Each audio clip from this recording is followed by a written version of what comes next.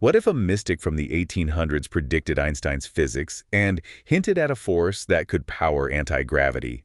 We'll explore sources linking forgotten wisdom to the revolutionary physics of the vacuum and beyond. And that's the wonderfully weird space we're diving into today. Yeah, it really challenges that whole idea of progress being just this straight line forward, doesn't it? Totally. What if some really deep insights were glimpsed, like way back when, before we even had the tools we use now? It definitely makes you rethink how knowledge actually, evolves. It's not always straightforward. For sure. And for this deep dive, we've got some seriously interesting stuff. We're digging into a text called Ideology Maria Oyichawa. Right, which translates roughly to Scientific Predictions of Blavatsky. Yeah, and it looks at Helena Petrovna Blavatsky, quite a figure, pretty controversial back in the late 1800s. It searches her writings for things she claimed that seem to, well, anticipate 20th century science. And to give us that modern angle, we're also looking at the work of three contemporary Russian scientists, Yu.I. Dolgin, A.E. Akimov, and G.I. Shipov. Right. Their research, some of it sounds a bit out there, maybe, like the nature of the vacuum. Exactly. But it provides this really interesting background to compare Blavatsky's ideas against a modern lens, so to speak. But first, a quick reminder to please like, subscribe, and share. We are bringing unique content to you that wouldn't have been accessible a few years ago, unless you were a polyglot with an advanced science degree. Okay, so our mission, if you choose to stick around, and trust me, this gets weirdly compelling, is like a journey through time. We'll unpack some of Blavatsky's claims, put them next to modern science, And maybe find some seriously bizarre connections, especially with modern physics. Could be mind-bending. definitely. But let's first just introduce Helena Petrovna Blavatsky, a Russian woman in the late 1800s who became a major player in the spiritual and occult world. Yeah, not someone you normally see connected to cutting-edge physics. She co-founded the Theosophical Society, which was all about exploring Eastern religions, philosophy, and the hidden laws of nature. She claimed to have incredible psychic abilities and to be in contact with secret spiritual masters. She wrote some seriously thick and mind-bending books, like Isis Unveiled and The Secret Doctrine, which presented a wild synthesis of Eastern and Western esoteric traditions. She basically introduced a lot of Westerners to concepts like reincarnation, karma, and ancient wisdom traditions. Wow, New Age before the New Age movement. And it's really crucial to remember the context of her time, right? Late 19th century. Yeah, science was feeling pretty confident then, wasn't it? Hugely confident, like they'd basically nailed down the fundamental laws of the universe. Job done, almost. So for someone like Blavatsky to come along and question all that, It must have caused quite a stir, a completely different perspective challenging the foundations. Big deal in intellectual circles back then. all right, let's get into it. Starting with Yu.I. Dolgin's interpretation of Blavatsky. He kind of paints her as having this almost supernatural foresight, right? Yeah, that's his angle. Like she was calling scientific shots nearly 150 years before they supposedly happened. Whoa. Dolan argues her big work, The Secret Doctrine, wasn't just philosophy.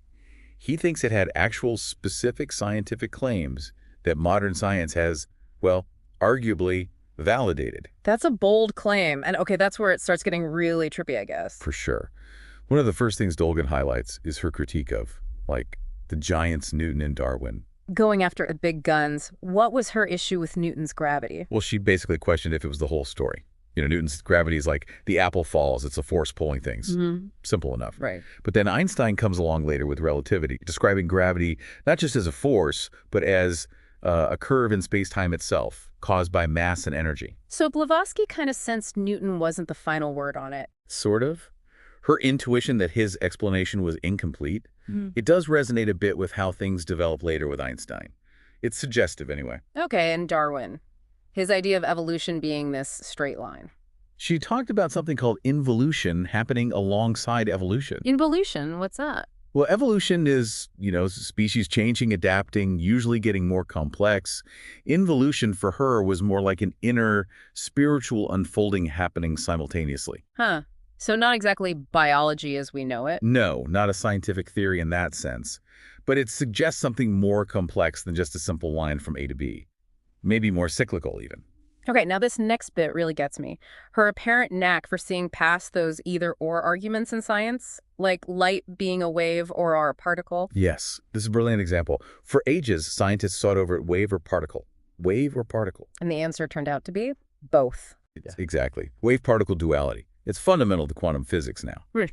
But decades before it was confirmed, Blavatsky wrote, and this is a direct quote Dolgin uses, "The theory of waves, or the corpuscular theory, it is all one. Wow. For these are judgments based on the aspect of the phenomenon, but not on the knowledge of the essence of the nature of the cause." The term corpuscles was a general term used to refer to very small particles, such as atoms and even light particles. It's like she was saying, you guys are asking the wrong question or seeing it from the wrong level. Pretty much. Like, the argument itself showed a limited perspective. It's quite uncanny. Uncanny is right.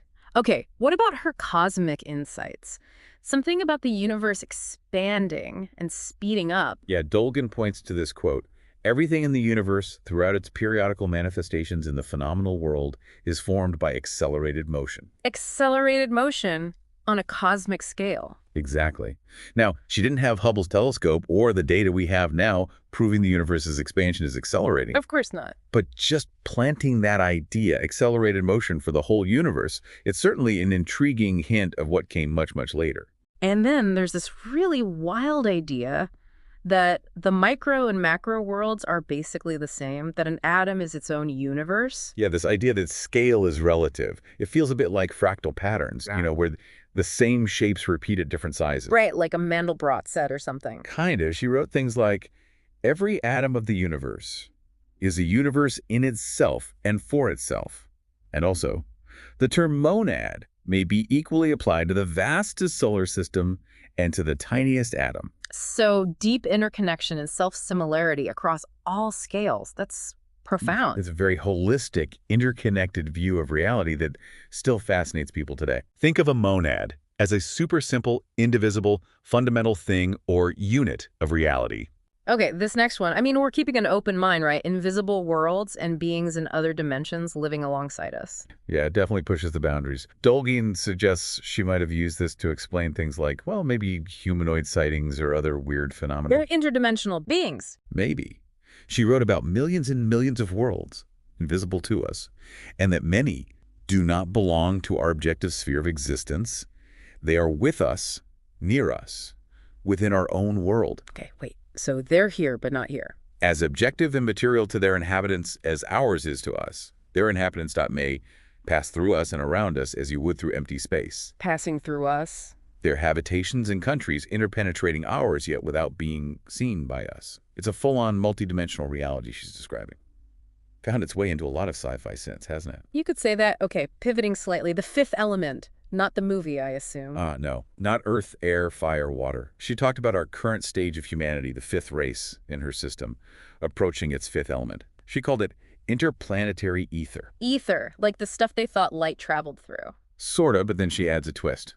This element is more related to psychology than to physics. Psychology says mind, power, psychic energy. Exactly. Dolgin connects it maybe to some psychological concepts, or even antimatter, but Blavatsky herself apparently meant psychic energy, like a future stage where we tap into mental forces. Okay, we're definitely deep diving now. Psychic energy as a fundamental element. How about this cyclical number series, 0 to 0, and a finite pulsating cosmos? Right, this idea comes supposedly from a very ancient text she cited, the Book of Dzyan. It contrasts with the idea of a universe just expanding forever. So more like breathing in and out. Kind of, a closed loop from 0 to 0. It definitely has echoes in some modern cosmological models that explore cyclical universes, universes that expand and then contract again. And she said the universe is finite, even if it seems limitless to us. Yes. The material world, though limitless to us, is still finite. And she even said the number of basic units, her monads, is limited. It's surprisingly aligned with some modern thinking about a bounded, possibly cyclical cosmos. And her claim that there's no actual emptiness, no true void in nature, that must have seemed weird back then. Absolutely radical. Everyone thought space was empty. But she insisted, void in nature there is not. And now we have quantum physics talking about the vacuum. Exactly. The quantum vacuum isn't empty at all. It's this seething foam of virtual particles, potential energy, colossal storehouse, actually.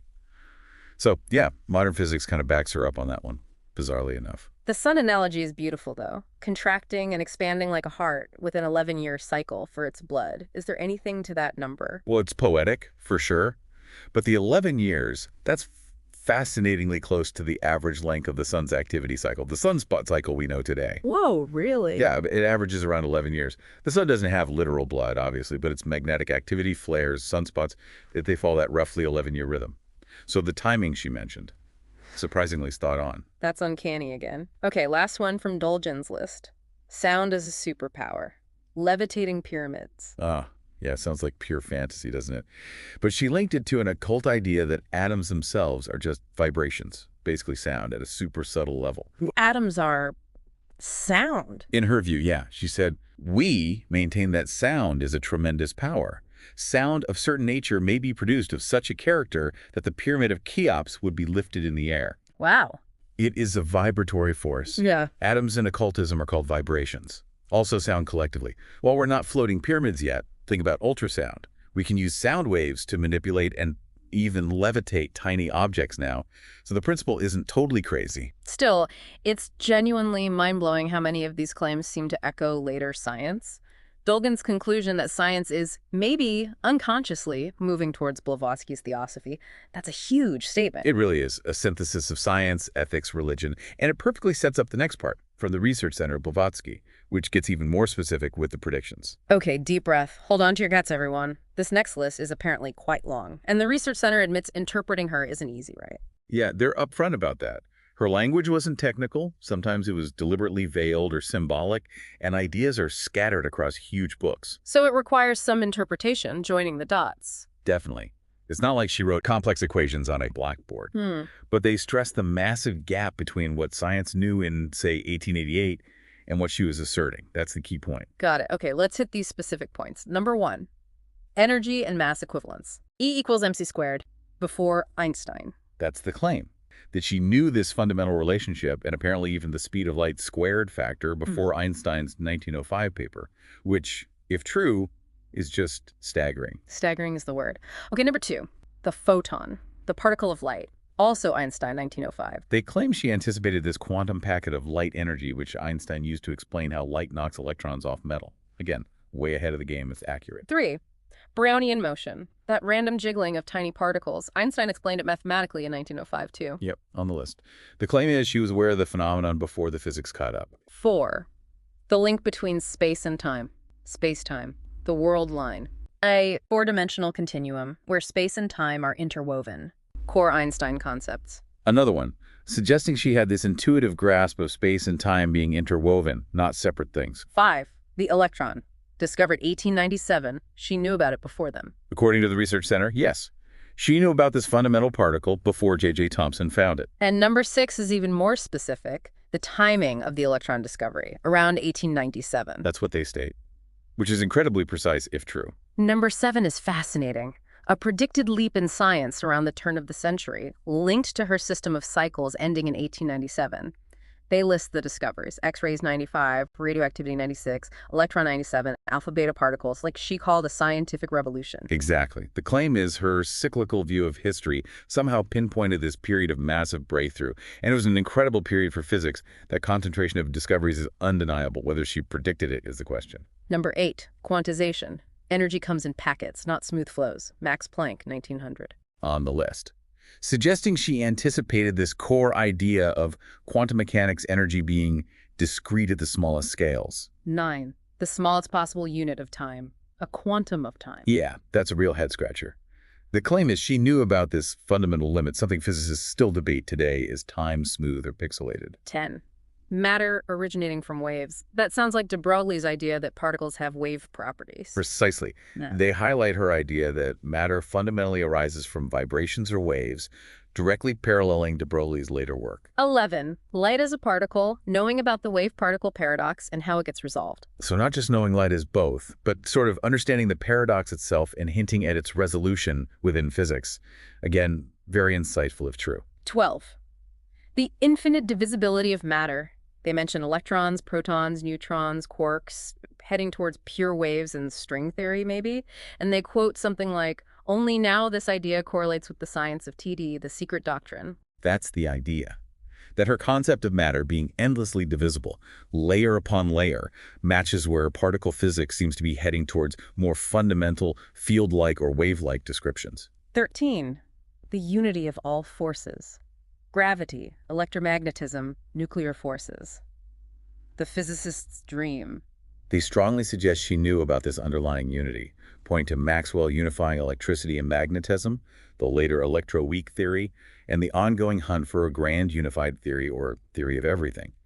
For her, this unity existed right at the universe's origin. 14. The fundamental oscillatory nature of matter. Everything vibrating at the quantum level, Schrödinger, etc. Yes, the claim is she knew matter wasn't static, but inherently vibrational, long before quantum mechanics formalized it with wave equations. 15. Possibly even the form of these oscillations. That's getting really specific. It is. They raise it as a possibility, hinting she might have had insight into the actual mathematical shapes or patterns of these quantum vibrations. 16. Knowing that science doesn't fully understand gravity, even after Einstein. That's a really interesting point because unifying gravity with quantum mechanics is still the biggest challenge in physics.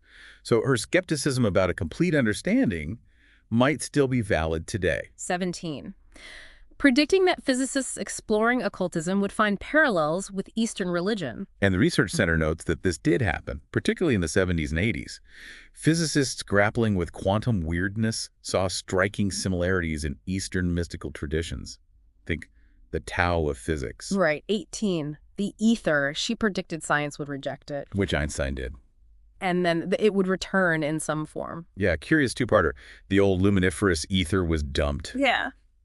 But concepts of a fundamental quantum field, a vacuum energy, dark energy, you could argue the idea of a fundamental background has made a comeback, just in a different theoretical suit. 19. This is huge. Consciousness must be joined to matter and energy. They mentioned physicists thinking consciousness plays a role in quantum measurement, the observer effect. This goes deep into quantum philosophy. The claim is she saw consciousness not just as something that emerges from complex brains, but as a fundamental part of reality itself, woven into the fabric alongside matter and energy. 20. Mind occupies a fundamental position in nature. Yeah, reinforcing the previous point, mind isn't just a fluke, it's elemental. 21. The cosmos is both unlimited vacuum and conditioned void. Sounds contradictory. It does, but they note some physicists describe the vacuum similarly empty in one sense, no particles, but full of potential and energy in another. So maybe not so contradictory after all. 22. Possibly knowing about particle spin, that quantum property. Raised as a possibility. An intuitive grasp of intrinsic angular momentum. Very specific detail. 23. Consciousness in individual atoms, panpsychism territory. Yep, the idea that consciousness or some protoform of it goes all the way down to fundamental particles. A philosophical view some physicists entertain. 24. The universe as a network of interdependencies, like systems thinking. Exactly. Very modern-sounding concept, everything connected, influencing everything else. Whole is... 25. The interconnectedness of the entire cosmos, backed up by quantum entanglement experiments. EPR, Bell's theorem, that spooky action at a distance. Yes, they see those non-local quantum connections where entangled particles influence each other instantly over vast distances as experimental hints supporting her view of a fundamentally interconnected universe. 26. Knowing the sun isn't just burning, like a big coal fire, which was the view back then. Yeah, how she might have known that is a mystery, but the claim is she knew the sun's energy wasn't simple combustion, contradicting 19th century science. 27. The expansion of the universe. Hubble, 1929. She knew. Seems like it, according to the center. Remarkable given the dominant static universe model of her time. 28. And the contraction of the universe, like Hawking and others later considered, both ways. Apparently so. This fits her cyclical model, expansion followed by contraction. 29. So the universe goes through repeating cycles of expansion and contraction, back to her cyclical theme. Exactly, a core element of her cosmology, it seems. Okay, shifting to biology. 30. DNA as the genetic transmitter. Watson and Crick, mid-20th century. The claim is she knew about some kind of specific substance carrying hereditary information long before DNA was identified. 31. The difficulty of explaining the origin of the first DNA molecule. The low probability. Still a huge question in origin of life studies. Right, the complexity issue. They suggest she was aware of this inherent statistical challenge for spontaneous generation. 32. Gene linkage. Genes close together on a chromosome being inherited together, basic genetics. Yep. Claiming she understood this principle before Mendel's work was rediscovered or modern genetics developed. 33. Darwinism facing problems with gaps in the fossil record, a common critique. They highlight her anticipation of this specific issue, the perceived gaps that paleontologists still debate and research. 34. Sudden global climate changes in the past, the frozen mammoths. And her explanation, shifts in Earth's axis. Yeah, the fact of rapid climate change From high-impact events like volcanic eruptions or asteroid impacts is now well established. Her proposed mechanism axis shifts are another possibility, although it's still little understood or studied. but linking sudden change to a cataclysm is notable. 35. Knowing Earth's ancient history before geologists did, they mentioned giant ancient animals in Australia discovered more recently. A sweeping claim that her understanding of deep time and ancient life somehow went beyond the knowledge of her era, maybe hinting at lost ecosystems or different evolutionary paths. 36. The planet Earth having its own spirit or consciousness sounds like the Gaia theory. Very much so. James Lovelock's Gaia hypothesis came much later, but the core idea of Earth as a self-regulating, perhaps even sentient system. The Research Center sees Blavatsky articulating that way earlier. 37. And finally, recognizing a purpose, a teleological behavior in Earth allows for consciousness there, and maybe even in atoms, plants, the sun, hinting at this vast spiritual hierarchy. Right. This pulls it all together, a view of interconnected consciousness across all scales, from the atom to the planet to the cosmos. The center concludes this list saying the Secret Doctrine keeps getting validated and should be seen as like a timeless textbook for the future. Wow, okay.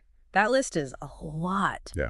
It's heavy. It really makes you wonder about insight, intuition, where knowledge comes from besides just labs and equations. Absolutely. Whether you buy into every single point or not, the sheer number of claimed correspondences is thought-provoking. Definitely. Okay, let's switch gears slightly. We have a brief introductory word from one of the modern scientists, A.E. Akimov. What's his perspective? Well, Akimov starts with a historical point. He mentions the discovery of uranium-238 fission right before World War II. Okay. And how, because information didn't flow like it does today, this huge discovery basically went unnoticed by the public. Right, no internet, no 24-hour news. Exactly. Yeah. He compares that to the later secrecy around the Manhattan Project and how nuclear power developed kind of separate from public debate or control. Interesting parallel. So he makes a point about new tech having downsides, right? Yeah, a really important cautionary note that big scientific leaps often bring unforeseen negative consequences, and we need to be ready for that as a society. Sobering, as you said. It is. Akimov then uses this to frame the discussion with G.I. Shipov. He basically says, look, what Shipov is talking about might sound new, maybe even fringe right now. Not mainstream science yet. But it could be one of those things that's poised to enter our lives and become commonplace, maybe with its own set of challenges. He stresses the responsibility scientists have to humanity. That's a good setup. Huh. Which brings us to G.I. Shipov himself and his work on the physical vacuum. It starts with a wild anecdote, doesn't it? Telekinesis. Oh, yeah. He recounts this story from Moscow University, late 60s. A woman named N. Kuligina apparently demonstrating telekinesis, moving stuff without touching it. Seriously, like moving matches and pens with her mind. That's the claim. And apparently under a glass dome with the air pumped out to rule out air currents, and witnessed by a group of academics. Shipov says 10 out of 11 scientists present signed a paper saying, yeah, we saw this happen. 10 out of 11. What about the 11th? The skeptic. Always one, right. Apparently, this guy was a physicist working on detecting gravity waves, very rigorous. He refused to sign. Okay, I respect that. But then, the story goes, Kuligina touched his hand, and he felt a burn, like a physical sensation. Whoa, what happened then? After that, he apparently signed the document. Okay, that's quite a story. A burn changed his mind. Extraordinary. Extraordinary is the word. Yeah. Shipov also mentions his own lectures, where he uses a simpler device, like a little foil wheel inside a jar. Yeah. And he says anyone can put their hand near it and make it rotate slightly. He suggests this shows a biofield or some kind of life energy interacting physically. More accessible demo, maybe. Interesting. So Shipov himself, what's his background? He tackled Einstein's unfinished business. Right. He graduated in '67, worked on other physics problems, but eventually felt drawn to the biggest challenge, the unified field theory. The theory Einstein chased for decades. The holy grail, unifying all the forces. Einstein couldn't crack it. Shipov claims, after years of work, that he did. Bold claim number 2. And his solution is based on this theory of physical vacuum. Exactly. Right, he's very clear this is not just empty space, what he calls technical vacuum, where you pump out the air. Right, because even then, there's still gravity, electromagnetism fields. Precisely.